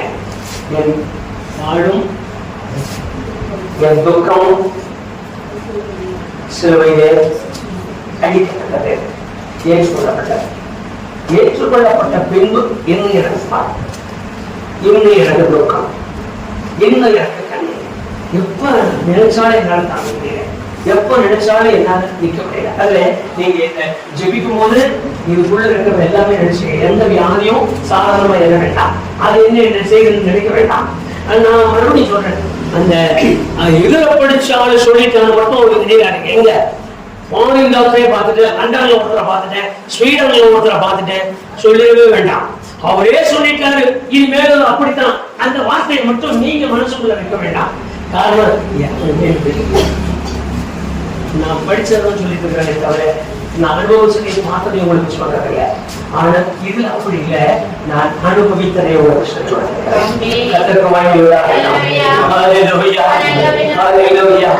அப்ப என்னுடைய பாட துக்கமும் சிலுவையில் அறையப்பட்டது. அதுக்கு முன்னொரு கேள்வி கேட்கிறேன், எனக்கு எதற்காக இந்த பாடுகளும் துக்கம்?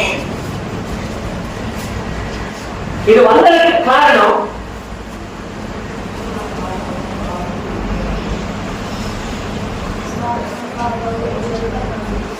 இதுல ஏதாவது ஒண்ணு புரிந்து சொல்ல மாட்டேங்கிறீங்க. இதுல ஏதாவது ஒண்ணு இதற்கு காரணமா இருப்பாங்க. கர்த்தருக்கு ஸ்தோத்திரம். இப்ப தெளிவா அவர்கிட்ட சொல்ல பாருங்க. இன்னைக்கு சிலுவையில் அடிச்சதை நான் தியானிக்க வந்துட்டேன். நீங்க சிலுவையில் அடிச்ச சொன்ன கேட்டதையெல்லாம் நான் கேட்கல. என்ன சிலுவையில் அடிச்சிருக்கீங்கன்னு கேட்டிருக்கேன். நீங்க சிலுவையில் அடித்ததை ஏன்னா சுமக்க வேண்டாம். இன்னொரு இது எனக்கு அடையாளம் நல்லா இருக்கணும். கர்த்தருக்கு ஸ்தோத்திரம். இது எனக்கு ஒரு அடையாளம்.